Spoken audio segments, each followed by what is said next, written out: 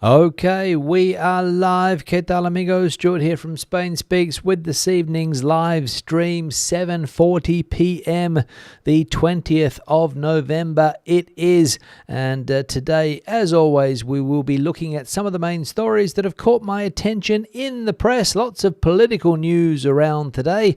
Also, some comments that have been left on the channel in recent times by you guys, the viewers.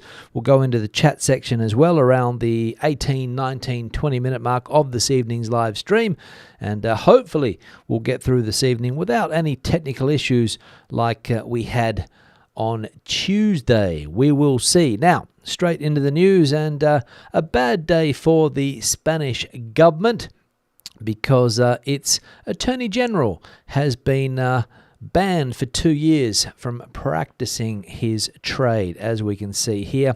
Supreme Court removes Spain's Attorney General for leaking confidential information. Spain's Supreme Court has sentenced the Attorney General to 2 years disqualification from office for a crime of disclosing confidential information. He has also been fined €7,200 in order to pay €10,000 in damages to businessman Alberto González Amador, the partner of Madrid Regional President Isabel Díaz Ayuso, who is himself facing tax fraud charges. The ruling was approved by 5 of the 7 judges. The remaining 2 announced minority opinions, as one of them, initially the lead judge, had proposed acquittal.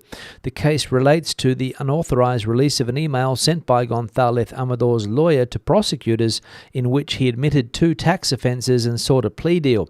The leak occurred after a press report repeated a false narrative promoted by Ayuso's circle, claiming prosecutors had initiated the deal. The court found the Attorney General had violated confidentiality rules, prompting a major institutional crisis. So bad news for the Attorney General, Mr. What's his name here? I can't even see his name here, I don't think. But anyway, if you follow the press here in Spain, you will know what he looks like. A man with curly hair and glasses. Again, I can't remember his name. I think it's something Ortiz. But disqualified for 2 years from practicing his craft, as I said. Whether that means he won't be able to work as a lawyer or a barrister, whatever he was doing before he became Attorney General, I don't know. But barred for 2 years. And the government standing by their man, saying that this is all a beat-up and that he should not have been prosecuted in the first place, because the government has defended this man with all of their power for the last couple of years, ever since this case came to light. Next piece of news here now, and Spanish prosecutors have uncovered a €1 million kickback scheme in Almeria Provincial Council. Spanish investigators have uncovered an alleged corruption network within the Almeria Provincial Council involving up to €1 million in illicit commissions, according to a new report by the Civil Guard's Central Operative Unit, the UCO. The case centres on a €2 million contract awarded during the worst months of COVID-19 pandemic for the supply of masks and protective equipment. Investigators say prices were massively inflated, allowing the network compromising businessmen and senior political officials connected to the ruling Partido Popular or PP party to extract commissions of between 10 and 20%. Key figures under investigation include Oscar Lidia, former third vice president of the provincial government, who was already arrested in 2021, as well as the current provincial president, Javier Aureliano Garcia, vice president, Fernando Jimenez, and the mayor of Fines, Rodrigo Sanchez. All 3 have been suspended from the party. So another sign that corruption is alive and well here in Spain at many levels. I'll just get back there on the screen. Happening here in regional governments there in Almeria. At the central government level as well, corruption scandals also dominating the headlines for the past couple of years. And it doesn't matter, it seems, what political party is in power, corruption follows it. Whether it was during the COVID pandemic, as we saw there, masks, the price inflated, and the greedy businessmen and politicians rubbing their hands with glee because they saw an absolute elephant come towards them that they couldn't miss the opportunity to take advantage of. Excuse me if that is not the right kind of phrase there, but you know what I mean. The opportunity was too lucrative and too big to ignore. And was it taxpayer money? Of course, but who cares when you can line your own pockets when you're in that type of position? And again, the Partido Popular back in the headlines for corruption. Some things never change. Next piece of news here in Spain. Poll reveals rising tolerance for authoritarianism among younger generations. A new survey of 40dB for El País and Cadena SER reveals worrying attitudes towards democracy among younger Spaniards. While 73.7% of the population believes democracy is the best form of government, 17.4% think that an authoritarian regime could be preferable in certain circumstances, and 8.8% are indifferent. Support for democracy drops sharply among voters of Vox. Only 48.9% prefer it, while 38.3% say they would choose an authoritarian system depending on the situation. Among young people, almost a quarter display ambivalence. 23.6% of Generation Z or Z, 18 to 28, and 22.9% of millennials, 29 to 44, say a non-democratic regime may be preferable. The study cites factors such as decades of dictatorship propaganda, the lateness of educational reforms on historical memory, and the rise of far-right revisionist discourse. Knowledge of Spain's past is also limited. Although 64.3% correctly identify the Franco era from 1939 to 1975, nearly half of younger respondents cannot place it in time. And today, I think, is the, I don't know whether the correct word here is anniversary, but 50 years ago today, I think Mr. Franco died, and Spain changed forever as a result of his death. A democratic system was put in place.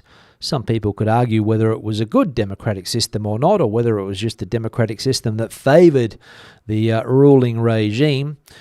I don't know. You can come to your own conclusions. And a lot of people say that modern-day Spain is still influenced by this period. I don't know if that's the case or not, but some experts say that it is. Again, come to your own conclusions on that. But as we saw there also, a lot of younger people, quite a worrying percentage of the population, think that life would be better under a dictatorship or an authoritarian regime than the current system. Says a lot, right? And the final piece of news on the subject of politics: is there room for a new political party in Spain? One newspaper is asking. Spain has more than 4,300 registered political parties, yet only 11 hold seats in Congress. A situation Miriam González-Clegg argues reveals a political duopoly dominated by the PSOE party and the PP party. González, an international lawyer and wife of former UK Deputy Prime Minister Nick Clegg, is behind España Mejor, a project widely seen as the embryo of a new national political party. In an interview on Espejo Público television program, she said Spain's political system makes it extremely difficult for new parties to emerge because it is designed to protect the existing division of power. González refused to place her initiative on the traditional left-right spectrum, which she considers outdated, insisting the priority should be clean politics and practical solutions for citizens. She also said political polarization stems not from rhetoric, but from the absence of effective responses to issues such as housing, immigration, and taxation. Asked about leading the party, she did not rule it out. So another political party here in Spain on the cards, the embryo, as we saw, in its embryonic stages, I think is the word, and a person that would be familiar to British viewers out there this evening with the surname Clegg, Nick Clegg, the former Deputy Prime Minister of the United Kingdom, and of course his wife, an international lawyer, so she obviously has qualifications under her belt, wanting to perhaps start a new political party in this country. There's a lot of them, 4,300 registered political parties, but only 11 hold power, as we saw there. So the system well and firmly in the control of two political parties here in Spain. There are a couple that get votes here and there. Some of those newer political parties are starting to get a bigger percentage nowadays, but for the entire democratic period in Spain, really two parties have ruled, and as we know, they haven't always ruled very well, especially when it comes to lining the old pocket. Some politicians, of course, not everyone. Now we'll go into the comment section, check out what has been happening there in recent times. Let's see what viewers of the channel have been talking about. One here from Ken, valued member. I used to take long weekend trips from LA to Europe back in the days when air travel was easy. Used a airfare consolidator and asked what was the cheapest ticket to Europe and go. That's how I discovered Spain. Thanks, Ken, for the comment. Yeah, we spoke about this the other day. People from, I think it was Manchester, maybe Liverpool, but I think Manchester was the place mentioned, the city mentioned, that people that do extreme day trips, I think they are called EDTs, hopping on a flight at 6:30 in the morning, heading to Alicante or Valencia or wherever the sun is shining on that particular day, and having a ball, then getting on the last flight home and back to work the next day, the EDT. And Ken, as we can see here, also saying that something similar, roughly, flying to Europe for a long weekend from the States. So thanks, Ken, for the comment there. And I imagine that it was a bit of a journey, hopping on a plane to come to Europe from LA for the weekend. But nowadays, a little bit complicated, as you said. Flying was a little bit easier back in the day, I think, or at least that was my experience as well, or maybe it's just nostalgia, I don't know. Another comment here from PFF, the slide at minute 7:12, how can in someone's mind Spain both have a strong labour market and the EU's highest unemployment rate at the same time, I wonder. Good question, PFF, and asking the question that many people have been trying to answer for decades now. The unemployment rate here in Spain, always high compared to other countries, currently around 10%, I think. The government has hopes to get it down to around 9.6, I think we saw the other day. The economy's booming, if you believe all of the reports. Not so much if you ask the average citizen here. They probably won't agree with you, but according to the economic figures, the economy's booming, yet unemployment stays high among certain members of the population. So why that is, I've got no idea. I'm not an expert when it comes to economics, but I'm sure some people could put some theories on the table this evening as to why Spain's unemployment rate is difficult to get below that 10% rate. And in the worst cases that I've seen here, over 25%, 1/4 of the population unemployed. Believe it or not. Believe it or not. Another one here from Ralph. Galicia is one of the cheapest and best regarding reclimate, and with the brightest future as the south dries out and becomes unbearably hot. You can buy a house there for under 150,000 euros. Thanks, Ralph. Yes, that is true. Galicia remains one of the cheaper parts of the country to purchase property. For how long that will be the case, I do not know. It was on the news the other day. In fact, real estate agents in Galicia saying, look at all the bargains we have here. And if you're waiting for the south of Spain to become too dry and the north of Spain to get south of Spain weather, you might be waiting a long time, and you might not take full advantage of your investment, I don't think. And if you are going to buy a house in Galicia, it's raining a lot. It's wet. It's damp. So keep that in mind as well. And in some parts of Galicia, it can get extremely hot. Think Ourense, for example. So, good idea or not to buy a property in Galicia? Some people would say yes. Other people might disagree. I don't know. Let me know what you think in the comment section. One here from Salta. I'm in Alicante City right now viewing apartments. I could buy a 3-bedroom apartment for 60,000 euros in a bad area. Realistically, I'll have to pay 160 to 200k. It's expensive and getting more so, but every decent coastal location is. Spain is full of cheap homes nobody wants to buy. Yes, that is also the situation here in Spain, full of cheap homes that nobody wants to buy, and the places where people want to buy properties are very, very expensive. Yes, as you said there, you could buy a property for 60,000 euros. You could probably get one even cheaper with squatters in it, because they sell houses here in Spain that are occupied by squatters, and it's your responsibility or your challenge, probably a better word, to get them out and take advantage of your property if it hasn't already been destroyed. But that is the risk you take buying cheap property. And in a bad area, would you be willing to live in a bad area here in Spain? Because there are some bad areas. And perhaps your 60k investment might not be a very good one. But again, let me know your opinion. Another one here from X-Maniac.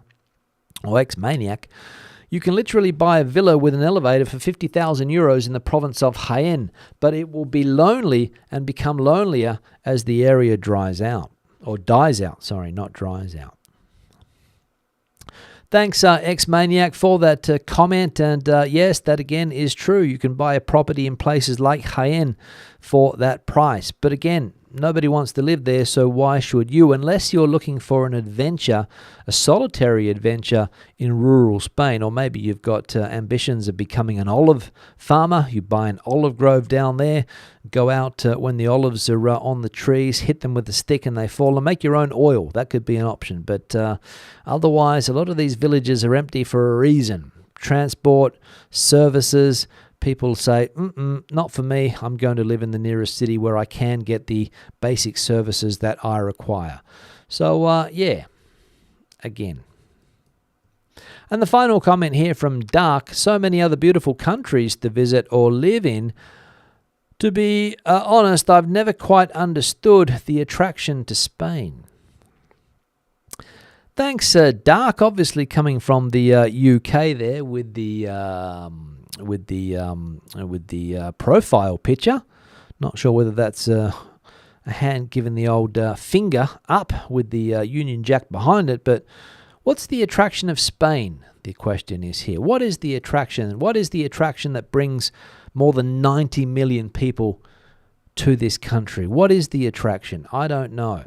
Obviously, that person, for that person, Spain is not for them. They prefer to go maybe, I don't know, to Portugal, maybe to Bournemouth, maybe to Brighton. I don't know where they prefer to go. Maybe Greece, if they're feeling exotic, they head off there. But yeah, what's the attraction of Spain? Don't know. Maybe you could ask yourself the same question about your country. What is the attraction? And we'll see if we get some good answers in the comment section. What is the attraction of that person's country compared to Spain? Let us know. Now, we'll go into the live chat in just a moment. The background picture needs to be changed.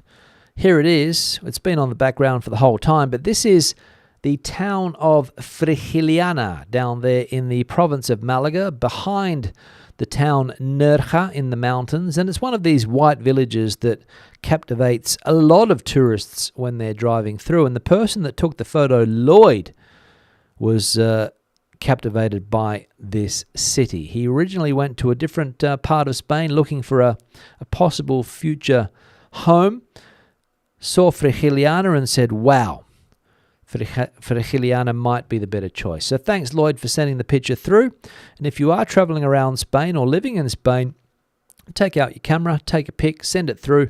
The email address is here on the screen now, spainspeaks@gmail.com. I would love to see your photos, as the one here from Loy.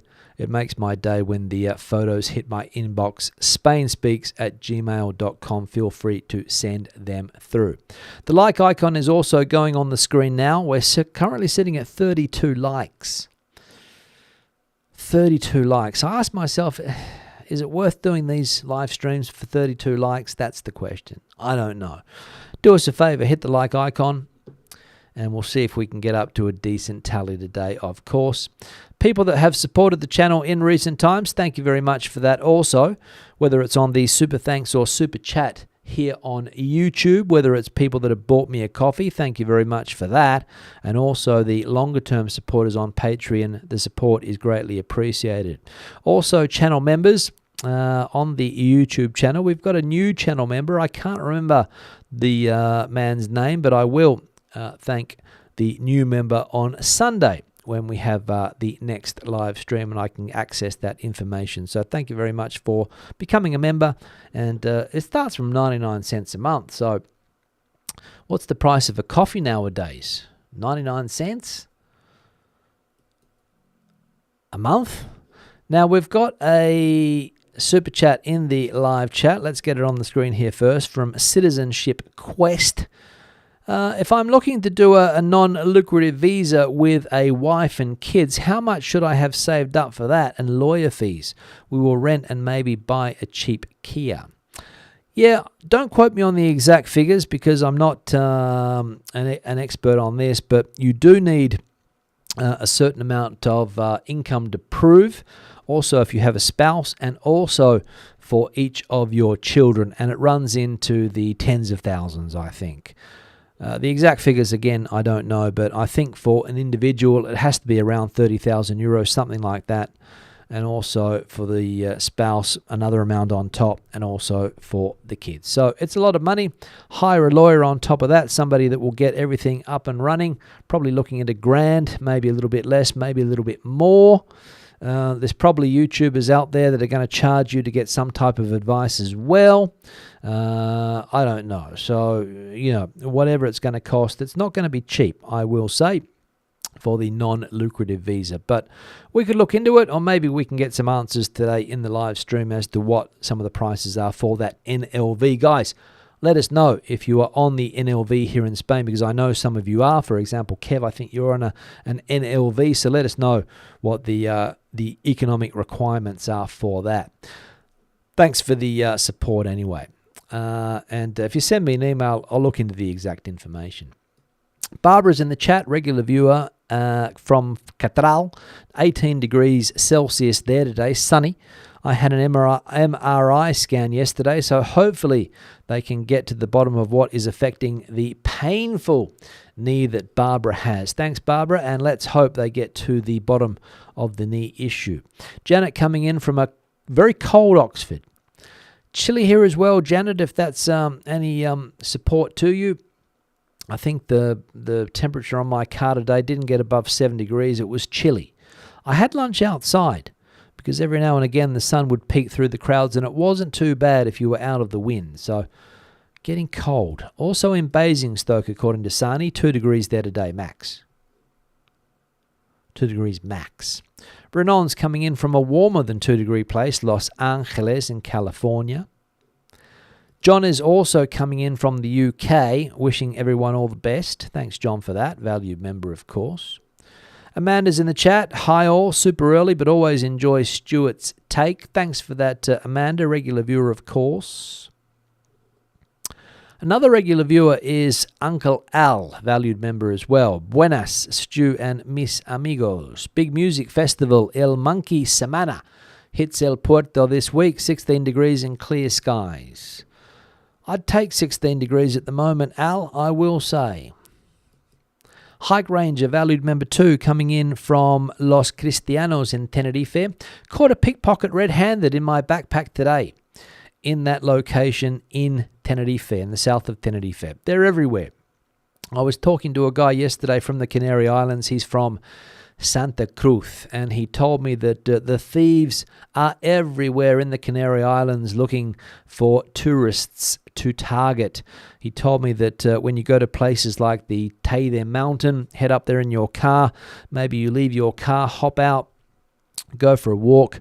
There are thieves camouflaged as tourists waiting to steal your possessions. So be careful in places like the Canary Islands and all over Spain with pickpockets. Let's be honest about that. Unfortunately.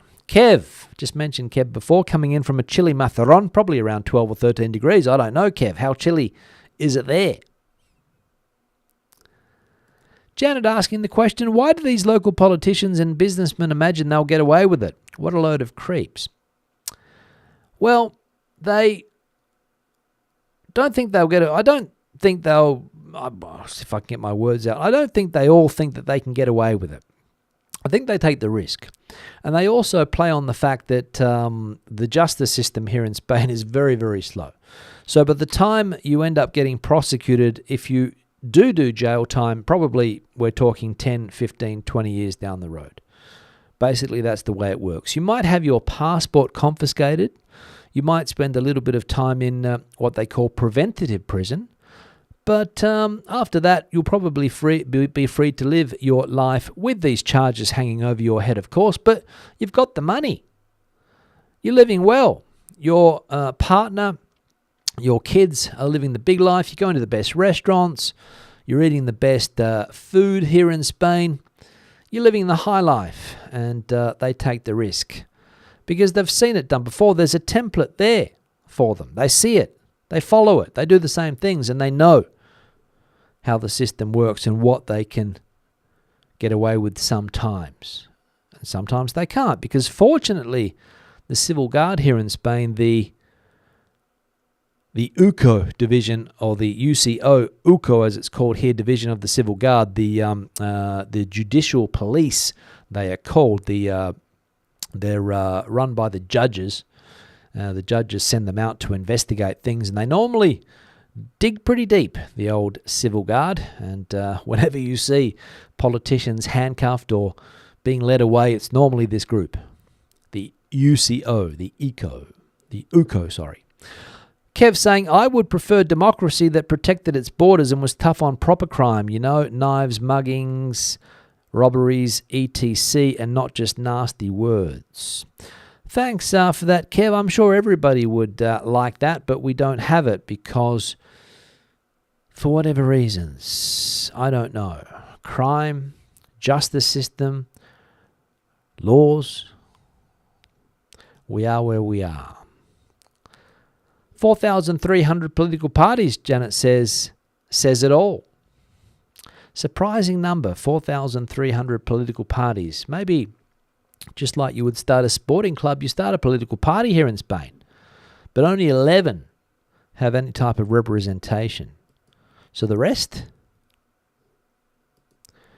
Gary saying the AG convicted in the absence of any concrete evidence, while the PP kingpin in Madrid, Miguel Ángel Rodríguez, gets off scot-free after having to admit in front of a tribunal that he lied.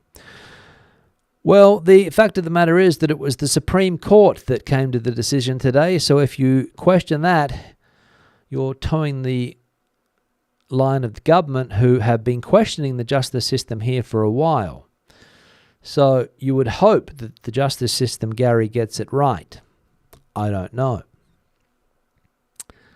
The information was out there, and they have worked out that that's where it most likely came from. And again, it was the Civil Guard at the hands of the judges who have been investigating all of this. And they have also seen their reputation tarnished by various ministers in the government questioning the way they work and their political motives. But again, institutional crisis were the words used before. Johnny's a valued member, and he's watching this from the kitchen while making coffee. Marcus is saying that people need decent homes near their places of work, schools, etc. Supply and demand are way out of whack in tourist cities. Yes, Marcus, it's a big issue. I don't think it's an issue only here in Spain nowadays, people not being able to find work or schools close to their home. You would think it would be easy, but it's not. It's not. Commuting has become the norm. Kev saying, I used to do the one-day plane trips the other way 3 or 4 times a week for work. No fun, early start, late home. Thank goodness for the weekend. Thanks, Kev, for that. Absolutely. Thank goodness for the weather.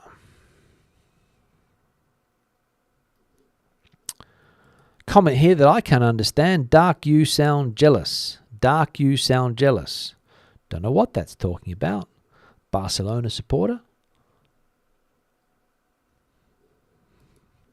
Kathy coming in with a comment that I can understand. So nice to finally make it to the live stream from sunny player de Xeraco. Thanks, Kathy. Good to see you. Darksider again with a comment that's very difficult to comprehend. Fish and chips and sausage rolls, LOL. Fish and chips and sausage rolls, LOL. Again, don't know what it means exactly. Is there something that I've missed this evening in the comments or the chat? I don't know. John was late tonight with the thumbs up. Sorry about that. No problem, John. We're currently up to 62, so it has risen a bit. Jay is coming in here from downtown San Diego, where it's 70 degrees Celsius, which is entirely normal for this time of year. Heading to Madrid in March. Always enjoy hearing the latest in Spain from a common sense presenter. Thank you very much for the compliment there. Common sense presenter. There's a lot of people on the internet nowadays that don't really speak a lot of common sense, in my opinion. They're pushing a narrative a lot of the times. I have been accused in the past of pushing narratives. People often say that maybe I'm being paid by somebody to say certain things. Not the case. But definitely on YouTube, a lot of people are perhaps under the spell of something with the views that they are putting out there. Definitely. Definitely. What else we got here? Let's have a look. And Catman saying, rest in peace, Manny from the Stone Roses, who no doubt has passed away. I don't know whether it's recently, the last few days or the last few hours, but if that is the case, Manny from the Stone Roses, I'm sure his fans will miss him. Thanks, Catman, for letting us know. R.I.P. Man from the Stone Roses. On that note, I'm going to wrap the live stream up. It's been a pleasure. No more chat there to look at. Back again on Sunday with another live stream. Hope to see you then. In the meantime, have a great start to the weekend. Have a great end to the week. And as I said, on Sunday, I will be back. Until then, hasta luego, hasta entonces, adios, and bye-bye.